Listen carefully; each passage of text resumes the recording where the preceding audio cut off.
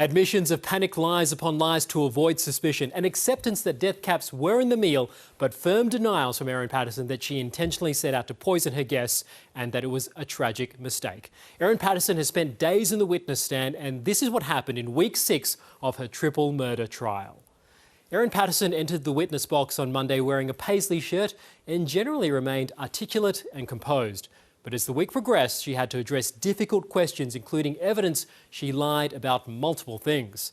The prosecution asked about a police interview which shows her saying she never foraged for wild mushrooms, did not dehydrate any food, and did not own a food dehydrator, as well as video showing her dumping the dehydrator at the tip. You lied about dehydrating food and mushrooms because you knew that if you told police the truth, then that would implicate you in the poison lunch. Agree or disagree? Dr. Nanette Rogers asked. I agree that I lied because I was afraid I would be held responsible, Erin Patterson said. I had disposed of it a few days earlier in the context of thinking that maybe mushrooms that I'd foraged or the meal I'd prepared was responsible for making people sick, telling the court it was a stupid knee-jerk reaction to just dig deeper and keep lying. I was just scared, but I shouldn't have done it.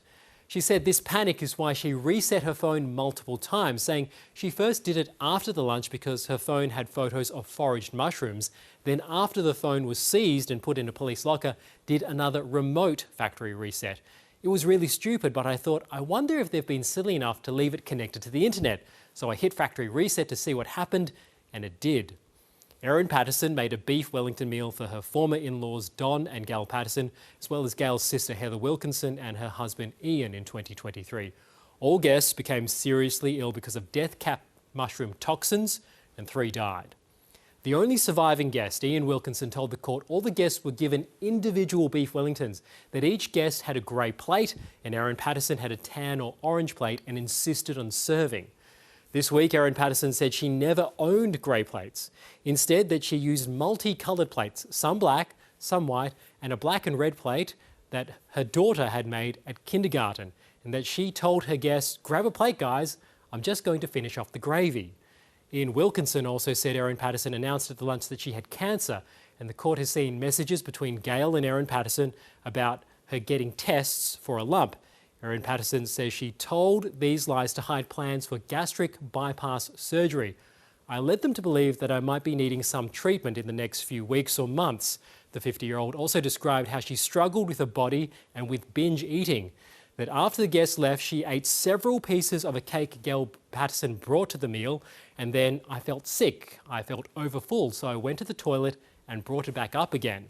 The court has heard medical evidence that Erin Patterson was not as intensely sick as the other guests, but she said along with vomiting up the cake that night, she was nauseous and had diarrhea. It felt pretty frequent to me, every 20 minutes at some times, maybe further apart at other times.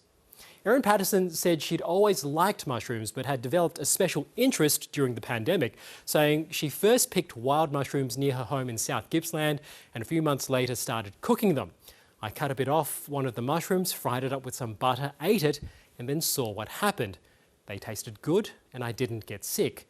That she had been foraging for mushrooms in the months before the meal but did so in her own property in Leongatha or the Corumba Botanic Gardens. Erin Patterson also detailed to her defence team how she made the beef Wellingtons, saying she first used store-bought mushrooms but she did add dehydrated mushrooms for extra flavour. At that time, to your knowledge, what was in that Tupperware container? Colin Mandy asked her. At that time, I believed it was just mushrooms that I bought in Melbourne. And now what do you think? Now I think that there was a possibility that there were foraged ones in there as well. And at one point, she was asked by her defence team, do you accept that there must have been death cap mushrooms in it? Yes, I do, she replied. The prosecution has raised questions about evidence her computer had visited a citizen scientist website, iNaturalist, in May 2022, which logged the locations of death cap mushrooms in Victoria. It's possible. I don't know, she said.